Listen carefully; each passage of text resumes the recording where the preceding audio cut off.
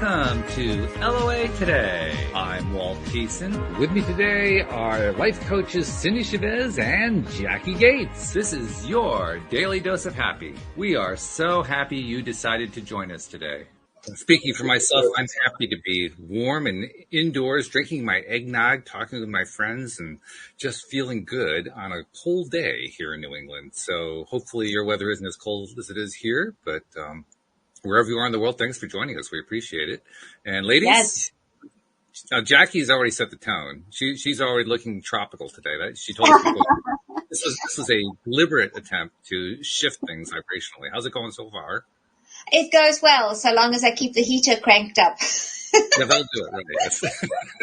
Because tropical wear in, ridiculous cold temperatures just doesn't go right. So Yeah. we're getting Well, better at this, though. it's mind over matter, right? Well, if you don't mind, it doesn't matter, of course. Exactly. Yes. Yes.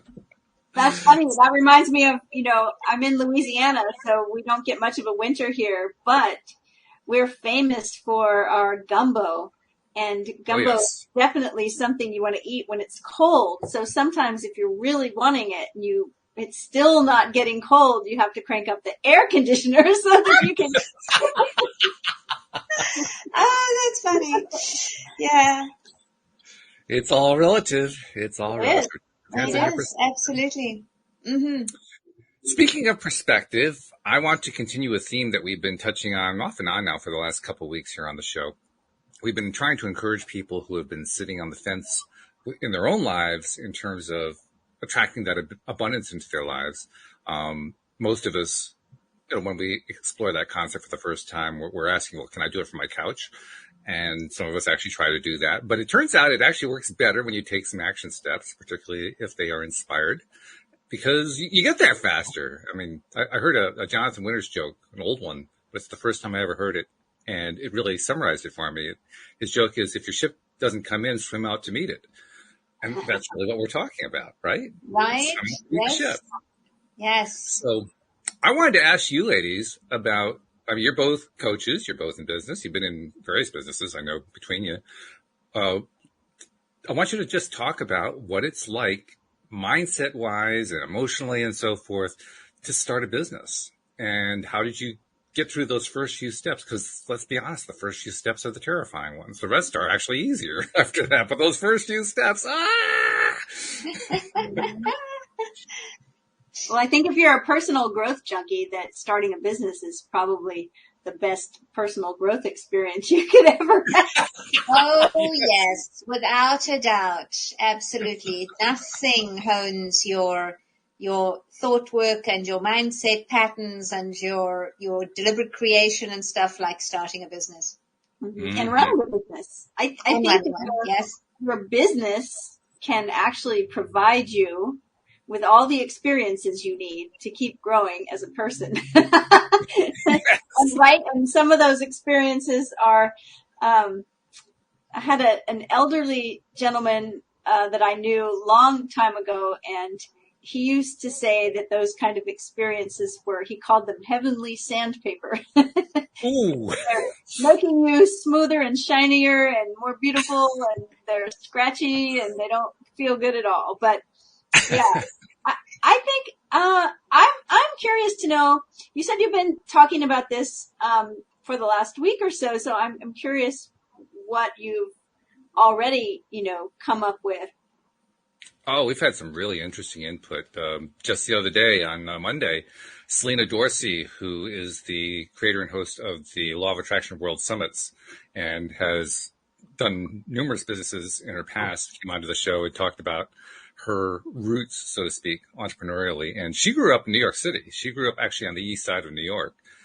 In fact, she tells the story about how she was completely influenced by the 1980s TV show, The Jeffersons, who also were moving on up to the east side of New York.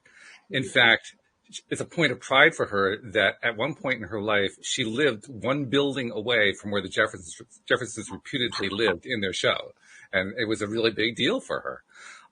But the way she tells it, when you grow up in New York City, as is true for many of the really large competitive cities in the world, you grew up thinking entrepreneurially. I mean, she didn't have a whole lot of trouble. I mean, certainly she had to take steps at one point in her life to kind of change her friends around so that it was the friends who had the right mindsets and so forth. But it's not too hard to find that mindset in New York City because everybody has an angle. Everybody is trying to figure out, okay, how can I get my piece of the pie, to borrow from the Jeffersons again? And what ends up happening is it hones you. It hones you like a sword being sharpened or something like that. It hones your mental process. It toughens you up. It basically gives you the tools that you need to survive and to thrive without realizing that that's what it's doing to you. Mm. All you know is you're just trying to figure out, how am I going to pay the rent in this high rent district? Mm. Yeah. Well, I grew up in an entrepreneurial family, and I grew up in a big city too. So I feel like anyway that I've always had that kind of mindset without even recognizing it right away. But it's just what I grew up in. Like, we always ran businesses, and so for me, it was always the way I was thinking, if that makes sense. You know, it's like they talk about a fish in water. You know, it was like natural for me to just decide to open. I mean, I've owned my own businesses and worked for other businesses, but I owned my first business when I think I was 18. So I've, it wasn't terrifying for me. And I think that's why, is because I just grew up in a family that ran a business, and it was just sort of what you did, Okay. And my parents, my father and his siblings, they were all very successful in businesses. And I don't know about the siblings, but I know that my dad had a 10th grade education. He was brilliantly smart, and he pioneered a lot of really technical things in his industry, but he dropped out of high school in the 10th grade. But he had this serious work ethic, right? And so that's just how it was going to be. And so I think that depending on where you're at and what you grew up experiencing, it may or may not be terrifying to think about starting a business. For me, it was, especially in the last couple of decades when I was already grown up, mostly. I'm mostly grown up. It was almost more terrifying to think about having to go out and work for someone else, to be honest. Really? Oh my, wow. Well, because I've worked for myself long enough that I like the freedom that I have working for myself. It doesn't mean that I don't work hard, but it also means that I get to sleep till I wake up, and I get to set my own schedule and things like that. So I don't know. I guess I say that if anybody's on the fence about it, to do the research that you need to do and decide what you want it to look like, and hire a coach and go for it. I wish I can speak for myself. In fact, I can tell a little bit of my Thai journey, because when you go through the Thai boot camp, which I'm now a graduate officially, although they haven't announced it. But when you've gone through that congratulations. Thank yes, you. Yes. Yeah, I took an 8-week course and finished it in 26 weeks. I figure that's pretty good. But anyway, one of the things that they do, or that you do when you go through the boot camp, is you identify what they call your 3 transgressors. And my number 1 transgressor was what the stream called my family curse, which was one long series of failures when it came to anything financial or business related. So I didn't have that background of a whole bunch of entrepreneurs around me. In fact, the few entrepreneurs I did have were slumlords and chiselers and people who were cheating other people. I'm like, oh, well, great role models. Thank you, guys. So for me, it was actually a very, very big deal. But you make a great point. It depends on what your perspective is and where you come from. Because if you come from a perspective that is congruent with and conducive to being in business and enjoying it and feeling good about it, it's going to be a lot easier. And if you come from a background that, just that's not part of it at all. And you get taught all the stuff about how, money doesn't grow on trees, and who do you think I am, Rockefeller, and all this kind of stuff. It's going to be an entirely different experience. And, you're going to have different stuff to deal with, as I know personally. So yeah, I agree with you entirely on that. Mm-hmm. How about you, Jackie? Mine, I definitely do not have a single entrepreneurial role model in my family. In fact, my family was very much, you show up for work, you do your job well, and if you're lucky, you get paid well and you get promoted, and you have your fun, or you do the creative stuff outside of work, right? Mm-hmm. My dad was a factory floor manager for many, many years, absolutely loathed it, but, did the stuff to support us. And consequently, our weekends were always decompression zones for Dad. So we would go trout fishing or camping or something so that he could, decompress, and then he'd gear up again and start again on Monday. And so that was very much my thing. I went straight in. I chose not to go to college when I graduated high school, mostly because I really just wanted to be on stage, and my folks didn't think that was a career. I should do something useful. So I said, well, then I'm not going to be a doctor or a lawyer. What was wrong with you, right? Yes, exactly. So I went straight. Titles. I went straight into working retail, which I have always had this ability to be vastly employable, which is, I can basically just show up and people will employ me. This has been how I've been. And so what I'm fascinated by when I look at my previous selves is how I've always went for the easiest jobs, the ones that I was almost like auditioning for a show that I was guaranteed to get the role in, right? So I did that a lot. And then I was doing my theater. I did 25 years of theater where it was not my full-time job. I was either raising my kids full-time or I was, working in the wardrobe or something, but I was always either employed or on stage. There was one of the two. And when we got to the States, I wasn't allowed to work for the first 18 months because that's how visa laws work in this country. And we actually had a friend of ours deported for selling Tupperware because she was not the one who had the visa. So we were even my daughter couldn't do babysitting. She couldn't get money for babysitting. So we were really careful. But what that did give me was vast amounts of freedom to explore, well, if I did work, what would I do? And I'm fascinated that, yes, I played with entrepreneurialism. I went into my network marketing. But I did it from a retail employee mindset that I never made it work. I did 6 network marketing companies and was dismal at all of them. In fact, and I ended up with about $4,500 in debt, which was at the time a secret from my husband. Ladies, don't do that. Secrets from your spouses are very, very toxic. And so when I finally came clean about my debt, it was because I legit had no way to pay it. I had a payment coming up, and unless I told my husband, I wasn't going to be able to pay it. So there was this hard and awful conversation around the kitchen counter, and I decided to go and I had to find a way to pay my debt. It was my debt, and I was determined to pay it. And I knew that to keep doing what I was doing is the definition of insanity, right? I'm not going to try another network marketing company, because what I decided was I was going to work on the only common denominator of all 6 companies, and that was me. Because I had sold everything from makeup to encyclopedias to house care to vitamins and weight loss and all of those.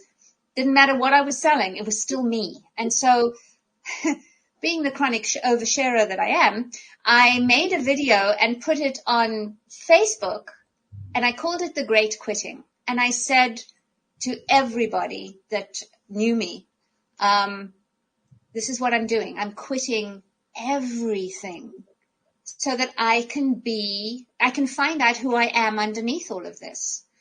And it was surreal because in doing the thing that I thought I absolutely couldn't do, from a business success point of view, it looked like I was shooting myself in the foot. It turned out to be amazing because I had several hundred comments within the first hour or so from wildly successful people, and then also from people who really resonated with my story, all telling me not to quit, which was kind of funny, but I still did. And then, and it was just such an interesting thing. I got 3,000 friend requests in 24 hours on Facebook, which was amazing. So I obviously hit a nerve. And then the next day, I decided I was going to clear the stage because I knew enough about myself and theater to go, I cannot be surrounded by the residue, the physical stuff that kept telling me what a failure I was. And that was the piles of brochures, the sample boxes, the calling cards, all the stuff that you buy in a solution to be when you don't know what to be, right?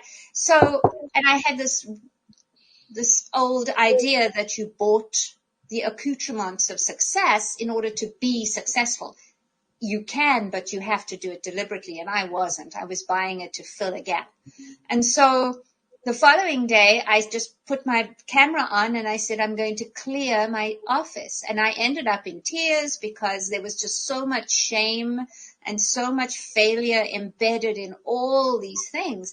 But it was also an enormous catharsis, and thousands of people watched that video. And it was the start of what I call nesting, because I had to get real about who I was. And then, because I was raised to be an employee, I went to work at Starbucks. And because that was the easiest way that I could find to earn enough money to pay the minimum on my credit card debt. And I remember sitting down, I've still got the spreadsheet, working at $8 an hour meant I got $5.50 an hour out. How many hours do I need to work to pay off $4,500? And I sat with that, and I just let it be. I stopped trying to make it what it wasn't. I stopped arguing with reality. I stopped trying to be something that I wasn't yet. And I just was me in that moment. And then I got, okay, so what would feel good about this? What would feel good was enjoying my life and working enough hours to pay double the minimum payment, and then triple, and all the time I was sharing this. I was simply just going on Facebook and doing lives, just doing videos. And slowly but surely people started, more and more people started following me. And then about 6 months in or so, and this is just me being me, right? This is just me being, and I know this now, I was being the contribution that I am, not making myself contribute to the world. I believe that we are the contribution we're here to make. And so that's what was happening. But I still worked retail. And then I became the goddess of lattes, and I was playing with all this theater stuff. And then I upgraded to a more glamorous retail job. I went to work for Victoria's Secret. Much prettier, okay, right? And much more glamorous, nonetheless still retail. And it wasn't until we moved house, we did a whole lot of, my LOA story is fairly, when I found The Secret, I was working at Barnes & Noble, and we changed our lives within 6 months or so. And, but I still hadn't shifted that retail mindset. So I went back to retail. And then one day I realized I don't need to do this to get what I want. I can change how I collaborate with the abundance of the planet to get more of what I want by not having to stand on my feet for 8 hours, right? And I started thinking what that might look like. And within a few weeks of contemplating how I might make money, but not be in retail, and I was still a full-time mom at that point, so I had to say I'm still chauffeuring the kids and I have to run the house and all those kind of things. So it wasn't like I could just go off and do something else. I had to navigate these different roles. But I got a message from a lady in Australia who said, I've watched every video you've made. I've read every blog post. Please coach me to walk your path. Oh, my. And it was like, wait, what? So I got on the phone with the only coach person I knew because I didn't know coaching was a thing. Well, I did, but I'd more been like a mentoring business person. I didn't know life coaching was a thing. Never mind just coaching her on my path, my journey is like, what? Oh, so I phoned her and I said, okay, what do I do? She says, well, first you say yes. And then you work out the details. So I did. I said, yes, that's fine. Let's get on. And I got on to a call with her and, she said, I don't know what you charge, but I can only really afford this. And I said, that's fine. And in the meantime, I'm going, it's 4 times my retail salary. I was just like, but that's what happened. And I didn't advertise for any further clients. I just started to acclimate with this idea that I was what she needed. Not that I had to teach her anything, but that I could basically be a director in inverted commas so that I can see how she's becoming what she wants to be, just the way I became what I wanted to be. And, that was how I started. And I still had to navigate and be coached on. I had to hire a coach to untangle the retail mindset, the dollars for hours thing. Yeah. Because that for me, and the risk of being an entrepreneur, sure. Because it's hella risky. And so, it's that investment in who you are. You are what you're bringing to the table. You're not selling a product necessarily. We aren't. As coaches, we are selling ourselves and our skills and our experience and whatnot. But sometimes you have a product and you need to still be the purveyor of that product. People still want to know about a human. And so it took a long time. And for I've been doing this 9 years, and I would say for a good 3 or 4 years, I was still doing basically dollars for hours, vastly undercharging, not understanding the energetics of what I was doing. And now I have coaches as my clients, and I can see where their retail mindset gets caught up. And I can see, and I coach retail people.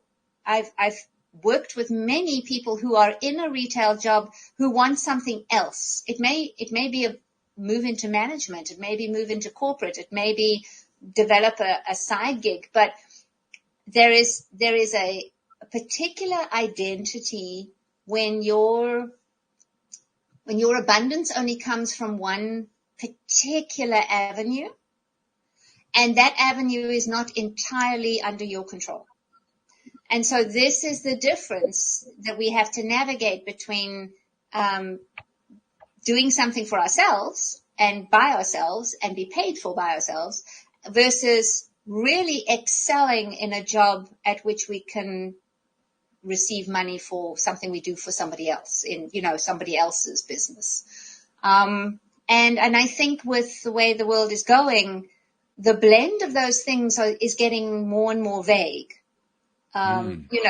We show up on a webinar and Zoom gets paid and PayPal gets paid and, all these people that are supporting what actually looks like a one-woman show in my case, but it's not. Right? There's a vast support system that hasn't always been there. The internet, for one thing, right? So this is where I say when we're looking at starting a business now in 2021, 22, very different mindset, very different strategy and perspective compared to even 2019. Never mind 2009 when I started. So that's my story, a non-entrepreneurial person who turned out to be an entrepreneur. And, you know, it's always a case of identity for me.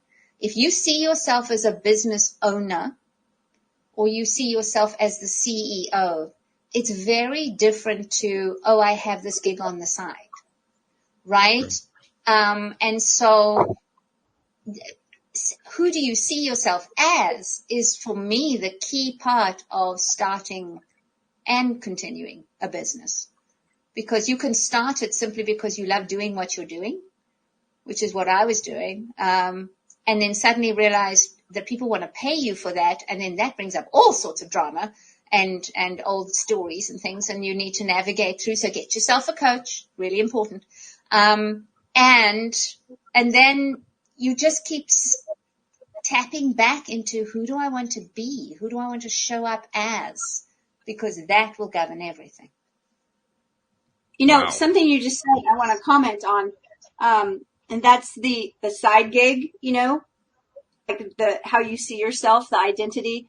And I'm thinking, you know, that if you are working for someone else and you have a side gig, or you start a side gig, that, you know, there's a way to create the perspective for yourself that side gig is, the owner of that is who you are.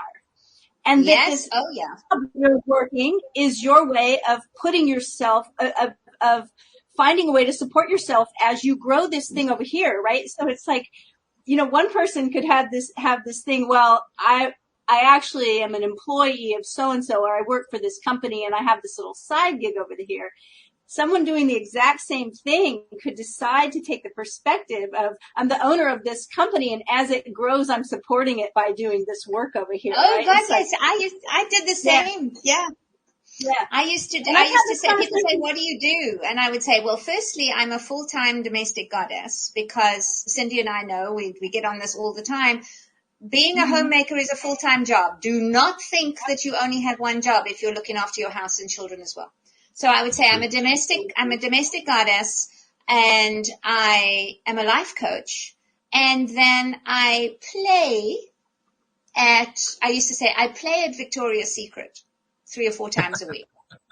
Or else I would say I tend to my latte addiction at Starbucks 3 or 4 times a week. Right. And all of that was positioning, and it took time it took a coach to help me to see that, and to go, okay, so which role is first? Which role is the starring role? And what do you want to, it's like, okay, so firstly family, and, you know, I want to keep my marriage intact. So this is the first role, and then the others slot in. And I will say there's a certain amount of privilege in that, when the job that I have to take is not because I have to have the money. When it's a survival thing, everything goes to what will make you money to put shelter over your head, keep you safe, keep you fed and warm. Those are the things. That's who you are. The resourcefulness that you create and build within yourself, that is such a beautiful skill to transfer later. But you have to do Maslow's hierarchy of needs. You cannot, it's far too expensive energetically and financially to not thoroughly look after yourself first and then play with all these different identities. Right. There's some wisdom in that old funny expression when people jokingly say, don't quit your day job. Right. It's like that day job may be the thing. It's actually, if you look at it from the perspective of, it is the thing that's allowing you to do this other thing. It's supporting you to do this other thing, to grow this other thing. You know, it's funny when my son wanted to learn how to be a sushi chef, he was actually a bar back at a sushi restaurant. And I said, you know, and he told them he wanted to be a sushi chef, and they laughed at him. You know, he's just this kid. He's, you know, a bar back in the bar. He's like, you know, no. And I said, tell him that you know, he was still living at home college, living at home. I said, tell him that you'll work for free until you can make sushi as well as the head sushi chef. And he did. And then all of a sudden they paid attention. Like, what? Are you serious?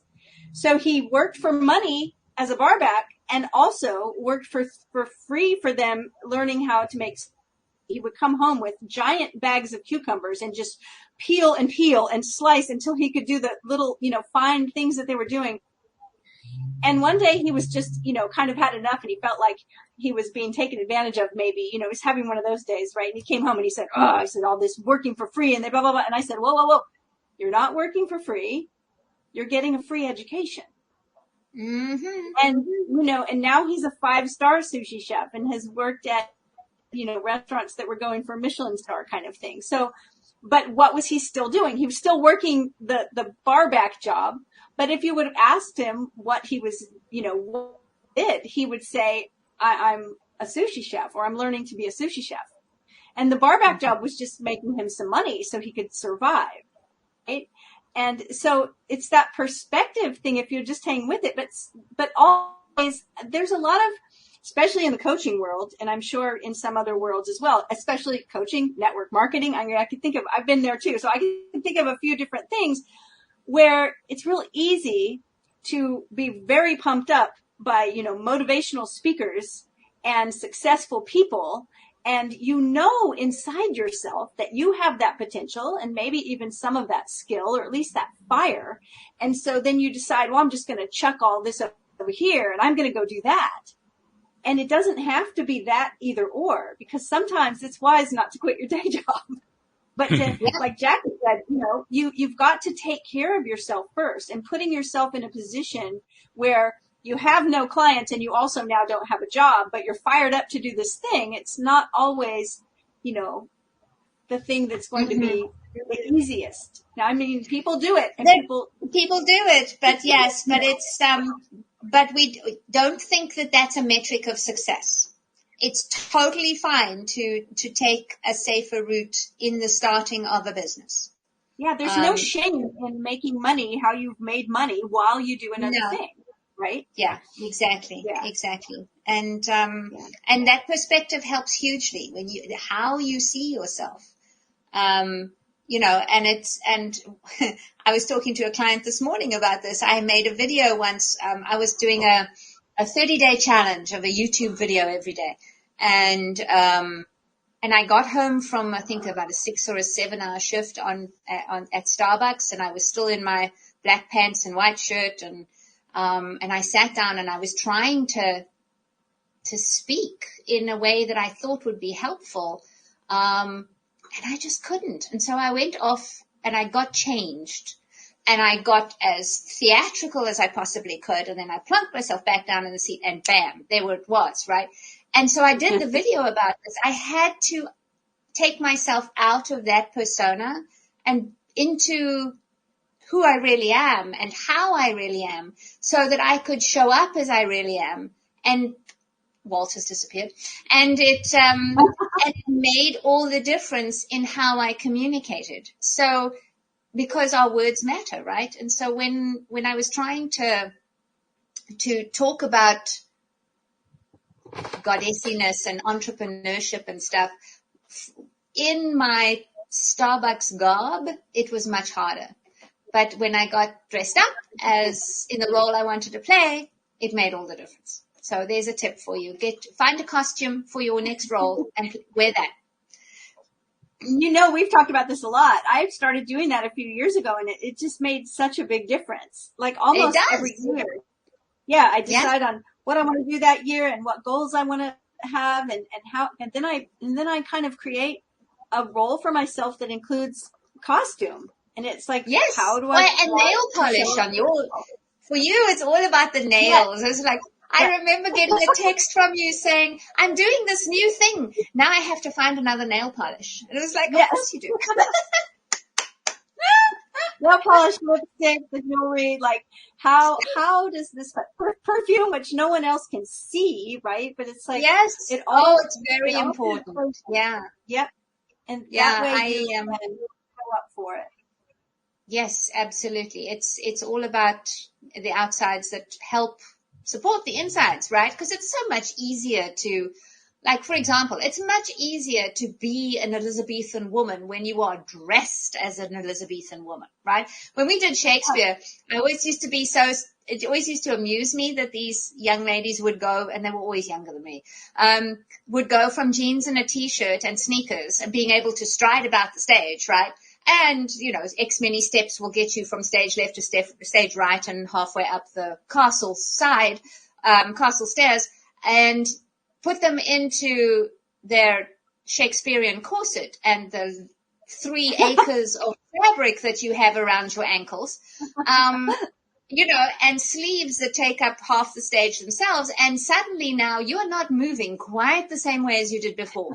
And now you are an Elizabethan woman, right? And so it's such an interesting thing to be able to play with as the CEO of this new thing that I'm building.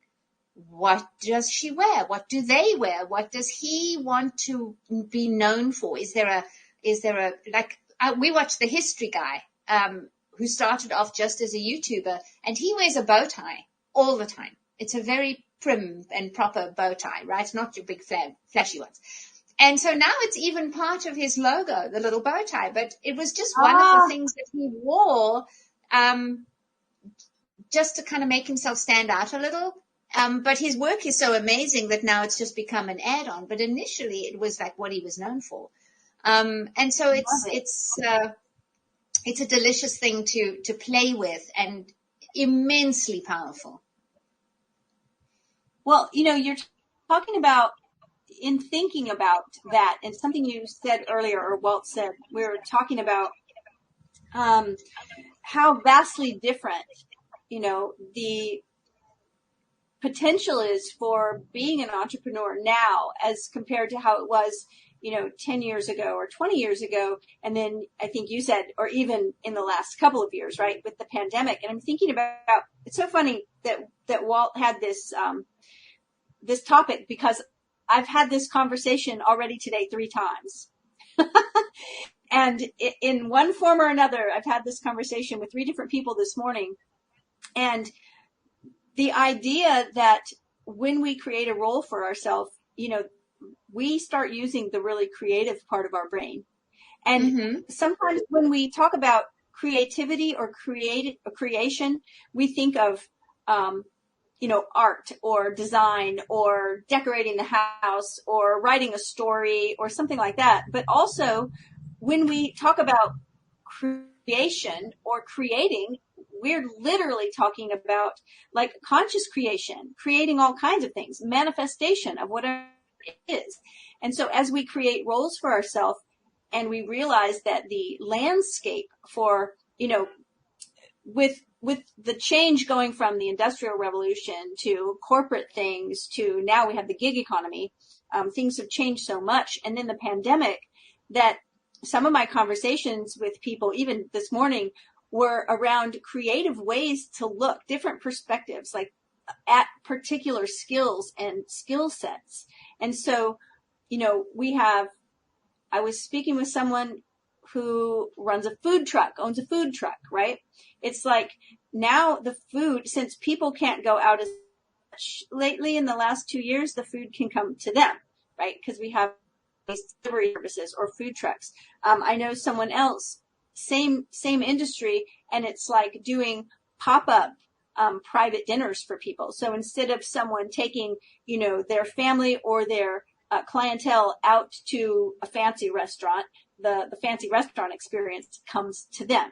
And these are things we didn't think about, a handful of years ago, but we're thinking about it now. I had a conversation with a client today about even working retail or working in sales or selling a thing, how important it is to believe in that thing.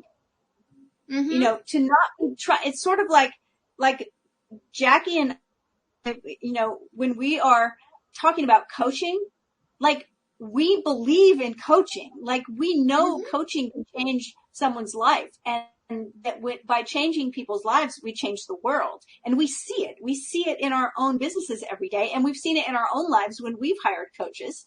I've been a coach for over a dozen years, and I hire coaches still. I reach out to coaches if I need a coach, because I know the power in it, right? And so it's like, if you're selling a widget or you're wanting to make a company that makes something, you've got to have that belief in whatever it is that you're selling. If you do, then people see it and they know it, and they, want it because you believe in it. And so I think that's another element that's really important is, when you choose a business, if you're thinking about starting a business, is that there are a lot of different factors that you believe in it, that you maybe love to do it, that you do it well, that if it's a product, that you either make that product well, or how awesome the product is. Those are all important too, because it's really hard to make a business work when you don't believe in it yourself. Yeah, so exactly. I say that, but think how often people decide to be a certain thing, and yet they're only doing it because that certain thing is supposed to bring in a lot of money, right? Because in this world, we need money for everything. We can't do anything without money. I think I said this recently, and I'm not sure if it was on the podcast, but the Wallace Wattles book, The Science of Getting Rich. There's a quote in there that I know I quoted it to somebody last week, and I might have said it on the podcast, but the quote is that love is denied expression by poverty. Mm-hmm. And I think about that quote a lot. Like, if I don't have enough, and in this world, that means most of the time enough money, then I can't even express love the way I want to towards the people I love, because I don't have the means to do it, right? I may be able to say I love you and do kind things for them to what I'm able, but I can't express it in the full I would like to, because I don't have the means to do it. So how many people decide, well, doctors make a lot of money, I'm going to be a doctor, but they have absolutely no calling, they have no fire, they have no motivation or inspiration for any other reason to go into that field than to just make money. Well, is that really what you want to be? It's like a lousy doctor, because that's probably what you might be if you don't really care enough about it. But the people that, I have a couple people in my life that from their earliest age, all they wanted to do was work in that field because they wanted to heal people. And these are people that have a vocation, right? They have a calling. And because of that, even when it's hard, they're still proud of what they're doing. They're still happy with what they're doing. They're still glad to be doing what they're doing. So I think if you're, this is just my coachiness, I guess. But I mean, I think that if you're thinking about starting a business, that these are all things that are important to take stock into account. Yeah. What I want to add to that is one of my favorite quotes, which is bloom where you're planted. You want to outgrow where you are, because you will take yourself with you. So if you are feeling put upon, taken advantage of, under-recognized, any of those things, believe me, within a year or two at your new job or as an entrepreneur, you will be saying the same thing. Nobody values me. Nobody wants to pay me. Nobody recognizes me for my skills. You will take yourself with you wherever you go. And that's the brilliance.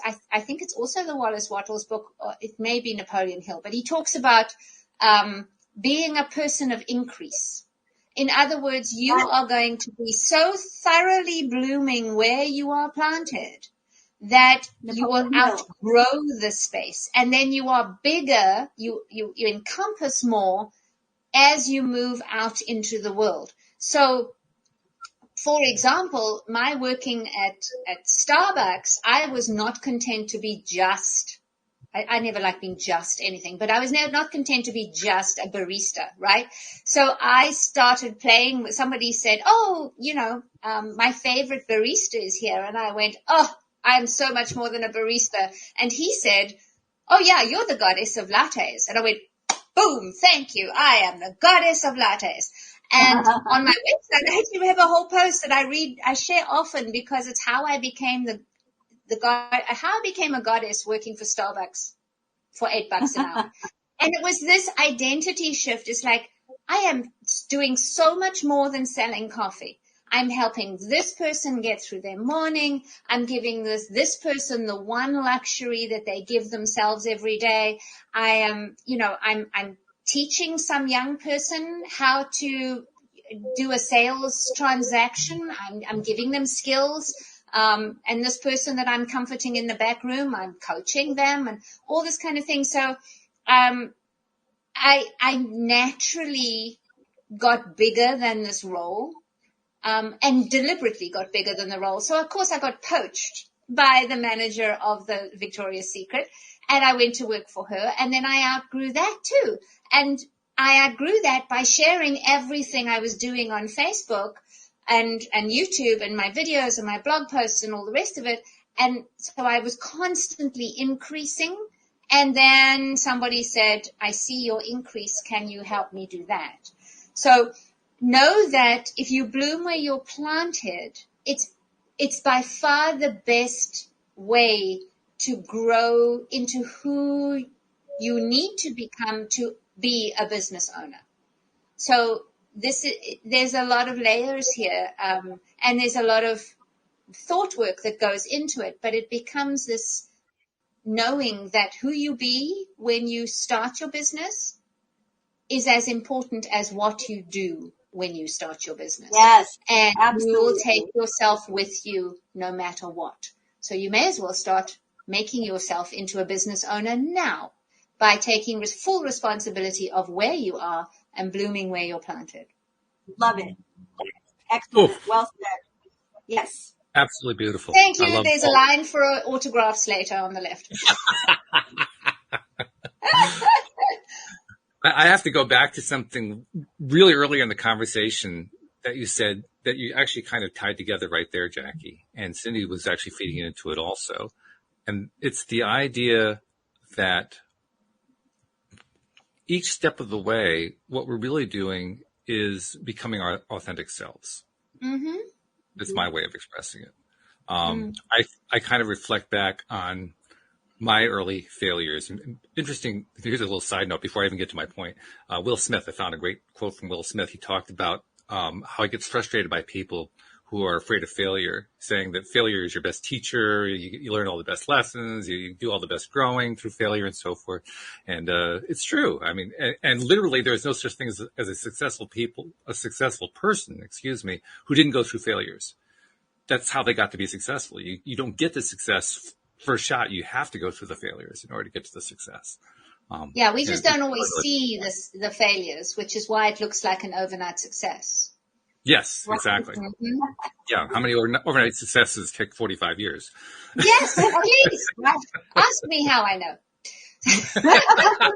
Exactly. Yeah. There's a business trend. Fail fast. Fast. Right? Yes, fast. So go back to your point, Walt. What were you saying about your failures? Yes. Anyway, I was going back to when I was in my 20s, when I was doing a considerable amount of failing in a large way. I was very good at failing. I discovered ways to fail that hadn't been done before, which I thought was pretty cool. That's such a thing to have on your resume.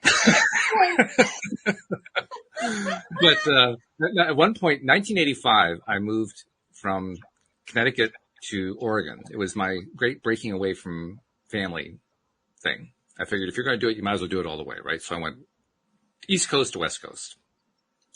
Got out there. I didn't have a job. I had nothing. And talk about cutting, all of your ties, right? I cut all of them. I had $1,000 in the bank. That was about it. There was nothing else. It was pretty meager. And I got out there and the economy was even more meager than I realized it was going to be. And it was a rough go. I was there for 9 months. I ended up working for a company that was owned by W. Clement Stone. Oh, wow.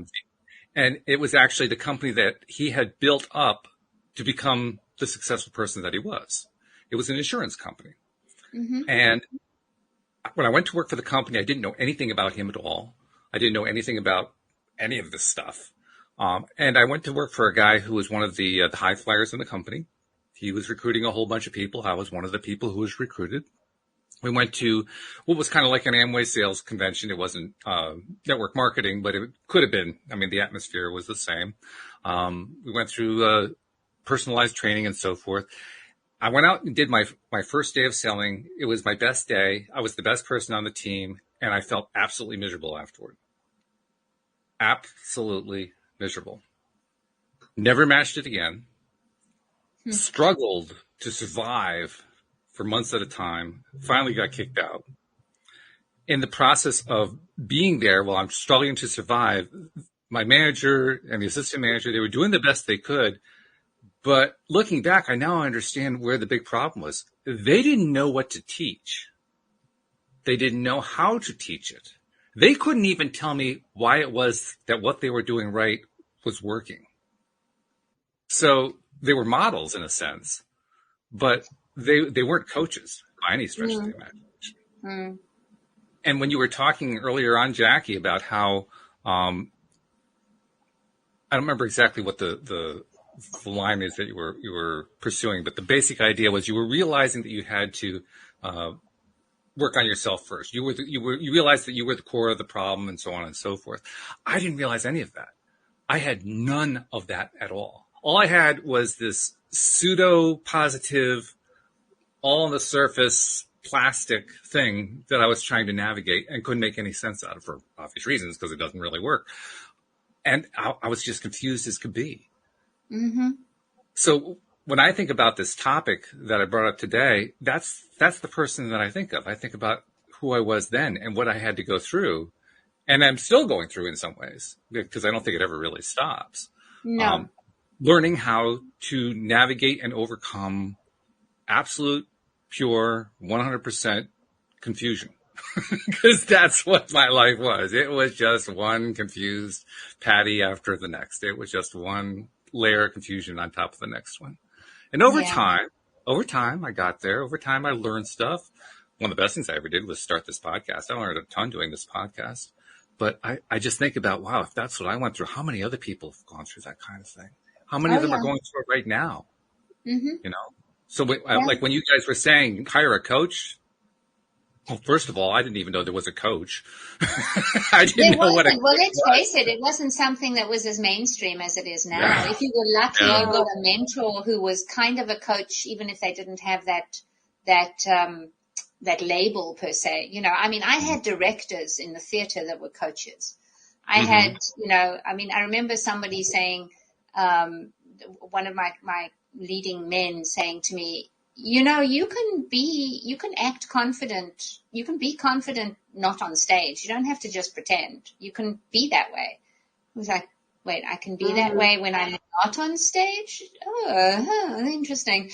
And in his masterclass, RuPaul talked about how he was saying when he's dressed as Glamazon, how confident she is in that case, and how they own the room and everything. And the therapist said, you know, Ru, that confidence and everything is available to you when you're dressed as yourself. And in the video, you can see, he said that had never occurred to him, that he could translate that knowingness from one to the other. And so in the confusion that we feel when, especially, you know, one of the worst things we do to our young people is ask them what they want to be when they grow up. Because like I look at my grandbabies and the things that they're going to be probably aren't even invented yet. Right? Yeah. What I'm doing goes straight over my mother's head. She has no idea what I do. People pay you to talk to you? Really? Right? So when we play with who we might be next, a way to undo some of the confusion, if you're relating to what Walt was saying, is focus, and we do this, follow your bliss, but find what feels good. Find what gives you satisfaction to do. You don't have to look for joy. You can simply look for satisfaction and being proud of yourself and do more of that. And then find the things that drive you crazy and like make you wince and gut clench and all, and do less of those. And this is how you navigate towards what you want. Also, Really that thing that you're unhappy about, like Jackie said, at some point she had to say, okay, I've worked for 6 different multi-marketing companies and I'm the common denominator. So I had the same experience, multi-level marketing, although I did have my own experience there, but I had worked for so many different people and I always had the same experience. We love you so much. Oh my God, what would we do without you, Cindy? You have changed our lives. We just blah, blah, blah. But they piled more and more work on me and I never got compensated properly for it. My responsibilities grew, but my paycheck didn't grow. Well, at some point I had to say to myself, gosh, this happens to me at every single job. I'm the common denominator. How am I contributing to this? And I was contributing to it because I had really weak boundaries. And I would say yes with a big smile on my face, no matter what they asked me to do. And no matter how much work it became, how many more hours, how many more piled on. And then I never said, well, you know, I never negotiated a better paycheck, right? So at some point when I realized, oh, this is all on me, right? It's not that no one appreciates me. It's that I'm not appreciating myself and I am not causing my value to literally appreciate. Like what does appreciation mean? And so I started asking for it. I started saying no, you know, oh, can you do this too? No, I really can't. No. And watch people fall over the first time you do that. Oh my God. Yes, right. So it's called, you know, radical responsibility, which it takes big responsibility to start a business. But that responsibility can start right now with you taking responsibility for everything you experience. And if you don't like what you're experiencing or the treatment that you're getting or the compensation that you're getting or whatever it is, you can take responsibility for that too and stop saying yes when you mean no. Right? And then just, you know, decide what you want and then negotiate that for yourself. And your outsides will always be a reflection of your insides in some way or another. You will be able to see what's happening if you take clear, as unemotional as possible, as objective as possible view of how things, and that's not always easy, which is why we need coaches, right? Because we get we see things as we are, and therefore hiring somebody to help us see what we're not seeing, huge investment in growth, because we can't read the jar label when we're inside the jar. And, you know, you don't know what the coding error is when you are the program. So you have to get somebody, and it doesn't have to be a coach. I mean, it would be wise if you had somebody skilled, but this is what, you know, the elders did around coffee tables and kitchen tables, and, you know, people, and ask somebody who's doing what you want to do. Take them out for coffee and say, how did you get to be this? And take notes. I used to make sure that I would invite whatever leading actor was visiting our theater, I would invite them for lunch. I would take them to lunch, and I would just make notes about how they be, not just what they do, but how they be, because that's the piece that you need to master. Wow. I had no idea what this show was going to be like. I certainly didn't expect being knocked out in the middle of it, but that didn't seem to stop the conversation. We kept it going. You can catch up later. Yeah. I mean, I'll be listening to that part. I'll be enjoying it. But wow, this exceeded my expectations in every way. So thank you, ladies. This has been fabulous. You gave me. So I'm going to be using this for, you know, cutting up, making little pieces like I'm doing with these other shows, and you gave me some good pieces to make. So. That'd be so nice. Yes. Okay, awesome. We got it. I guess tomorrow. Sorry, I was going to say, if anybody listening wants to dive into this further with Cindy or me, then they can get hold of us. By the way, yes. How do they do that? How do they reach you?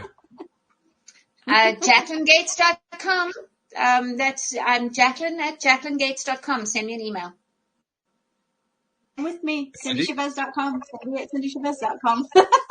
We'd love to talk Easy to you. peasy. We don't make it hard to talk to us. It's like you make it really, really easy, actually. Yeah. Yes. Yeah. Yes. I love Do the thing that your future self wants you to.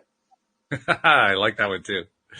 Just a reminder, we got a couple of guests coming up this week. Thursday, Donna Ferguson joining us, also a coach. It's going to be another interesting coach conversation. Friday, Doug Vermeeren, the creator of the 6-Minute Workday. I'm really looking forward to hearing about that one. So Ooh, good stuff wow, coming up. yes. These are live streamers.